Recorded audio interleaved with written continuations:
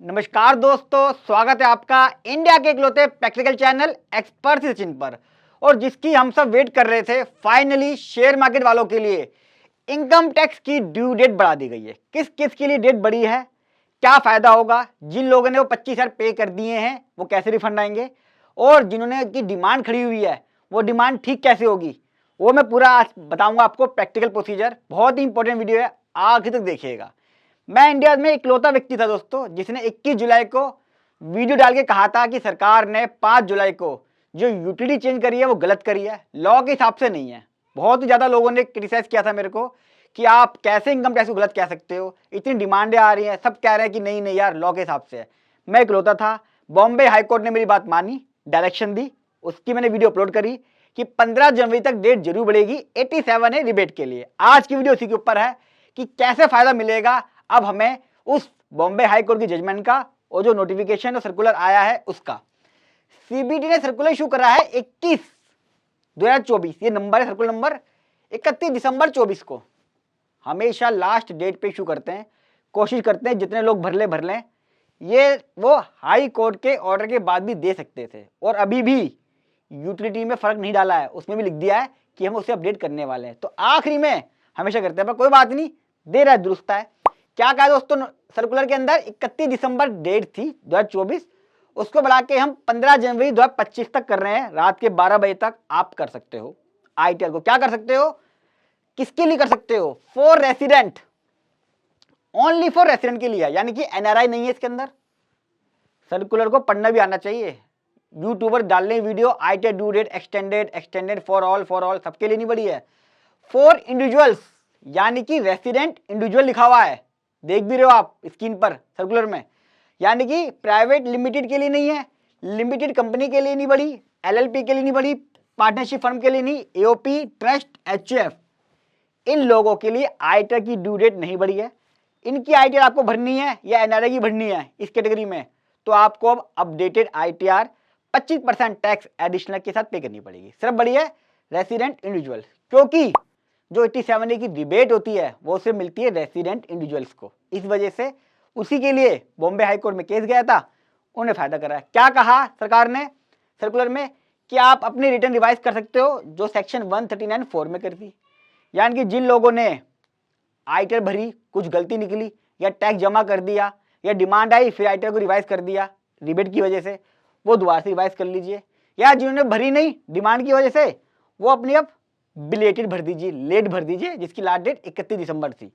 लेकिन हाँ, फीस लगेगी 1000 रुपये की, 5000 रुपये की। सरकार कहती है फीस तो हम लेंगे। अगर ये माफ़ कर देती ना तब थोड़ा सा दिल बड़ा मानता मैं सरकार का, पर फीस तो ले लो, जहाँ से जो मिले ले लो। अच्छा, यहाँ पे एक बड़ी इंपॉर्टेंट बात है, जो ये डेट बढ़ाई गई है ना, मेनली तो 87 रिबेट की वजह से आई है, लेकिन जो भी आईटीआर की यूटिलिटी है वो पेंडिंग है रिबेट 87A के लिए। अभी मैं आपको दिखा देता हूं कि जो आईटीआर 2 और आईटीआर 3 है उसमें क्या डेट दिखा रहा है मेरी वीडियो तक। जैसे ही ये अपडेट होगी यूटिलिटी, उसके बाद ही आप अपनी रिटर्न को रिवाइज कर सकते हैं या बिलेटेड भरना, ताकि आपको 87A की रिबेट मिल जाए। मैं एक बार आपको दिखा देता हूं दोस्तों। ये इनकम टैक्स का पोर्टल है ई फाइलिंग का, जहां पे आप लॉगिन करके आईटीआर फाइल करते हैं। आप देखेंगे कि अपडेटेड यूटिलिटी जो लिखा हुआ आ रहा है 2 और 3 के लिए, जिसके अंदर शेयर मार्केट की इनकम डालते हैं हम, उसको इफेक्ट देना है सर्कुलर 21 के थ्रू। तो ये जो ऑप्शन है including rebate 87A made available shortly, यानी कि यूटिलिटी अभी ये लोग लेकर आएंगे ताकि 87A की रिबेट मिल जाए। अभी मैं आपको दिखाता हूँ कि डाउनलोड सेक्शन में यूटिलिटी कहाँ तक आई हुई है 2 और 3 के लिए। देखिए 2 में जब देखेंगे आप तो लिखा आएगा date of release latest version of utility 25 अक्टूबर 24 तक की है, अभी नहीं आई है। ऐसे ही आईटीआर 3 के अंदर देखेंगे आप date of release of latest version of utility वो 5 दिसंबर 24 की है। यहाँ पे फटाफट आ जाएगा भी 1 जनवरी या 2 जनवरी 25, तब आप अपनी आईटीआर को रिवाइज, बिलेटेड, रिफंड और डिमांड को खत्म कर सकते हैं। चलिए चलता हूँ डैशबोर्ड की तरफ। तो आपने देख लिया अभी अपडेट नहीं हुई है। इंपॉर्टेंट चीज एक और कि दोस्तों जो बड़ा है ना वो शॉर्ट टर्म कैपिटल गेन के लिए हुआ है सिर्फ। अभी जो शेयर मार्केट में 25,000 की रिबेट मिलनी थी आपको 111A में, क्योंकि बॉम्बे हाई कोर्ट में केस उसी के लिए गया था और उसी के लिए डायरेक्शन दी सरकार ने। सरकार ने बोला जो लोग 87A रिबेट के लिए एलिजिबल थे उनको एक और मौका दिया जाए। ऑर्डर के आखिरी में जो ऑर्डर है मैंने लगा दिया है, दिख भी रहा है आपको, उसमें यही कहा है। तो जो लोग 87 रिबेट में एलिजिबल थे वो थे आपके शॉर्ट टर्म कैपिटल गेन 111 वाले, बाकियों के लिए नहीं है, जो मेरी अभी इंटरप्रिटेशन है। यानी कि आपका लॉन्ग टर्म कैपिटल गेन बाहर हो गया अभी भी इससे।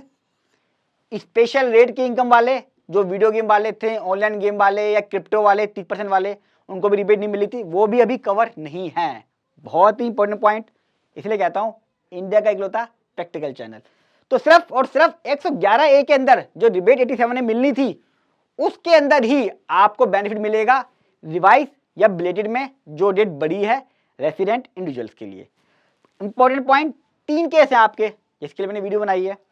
अब हो सकता है कि आपने अब तक ITR फाइल ना करी हो, चाहे वो शेयर मार्केट वाले हों, रिबेट वाले हों या वैसे भी हों, तो अब क्या करें, ITR फाइल कर दीजिए। जैसे ITR यूटिलिटी अपडेट हो और 87 की रिबेट मिल जाएगी आपको न्यू टैक्स रिजीम में, क्योंकि अब तो न्यू टैक्स रिजीम ही जा पाएगा। आपके वो 25,000 बच गए। जिनकी डिमांड आ गई है, बहुत सारे केस मेरे पास ऐसे हैं, मैंने डिमांड किसी की भी जमा नहीं कराई। कुछ केस 1-2 थे जो कह रहे थे जमा कर दो, प्रेशर डाल लेते, उनकी जमा कर दी, बाकी सबकी रोकी मैंने कहा भैया आपको फायदा मिलेगा, आप जमा मत कराओ, इस चीज को लेके फायदा मिलेगा। और वही हुआ। अब जिस केस में डिमांड है, जैसी ही यूटिलिटी चेंज होगी आप अपने ITR को फाइल कर दें रिवाइज रिटर्न, 143(1) के अंदर डिमांड क्या होगी, 0 हो जाएगी। क्लियर? आपने ITR फाइल करी हुई थी, 31 जुलाई को करी, बाद में करी, पहले करी, कभी करी, आपकी डिमांड खड़ी हो गई रिबेट की वजह से। अब आप ITR को रिवाइज कर दो, जब प्रोसेसिंग होगा 143(1) में डिमांड 0 हो जाएगी। अगर आपने टैक्स पे कर दिया हो, बहुत सारे केस में टैक्स पे हो गया, मैंने भी करवाया कई होगा प्रेशर के चक्कर में, तो क्या होगा, आप उस केस में भी आप फाइल करो रिवाइज रिटर्न 143(1) में, जब आपकी इंटीमेशन वो प्रोसेस होगी तो आपको रिफंड आएगा। ये तीनों केस जैसे ही यूटिलिटी चेंज होगी मैं आपको लाइव भर के दिखाऊंगा, रिफंड आएगा वो भी दिखाऊंगा। उसके लिए मेरे चैनल को सब्सक्राइब कर लें, ताकि जैसे ही मैं इसके ऊपर प्रैक्टिकल वीडियो डालूं डिमांड और टैक्स पेड को लेकर रिफंड के केस में, आपके पास नोटिफिकेशन आ जाए और आप भी उसी तरह रिफंड ले लें।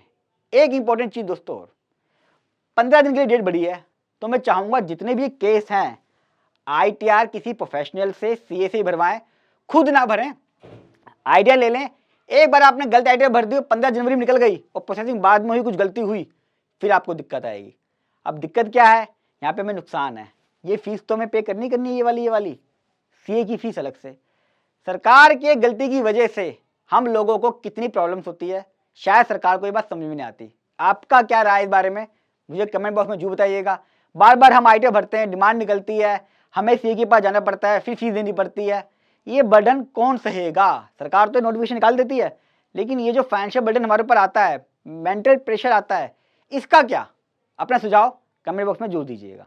वीडियो कैसी लगी कमेंट बॉक्स में जरूर बताइएगा।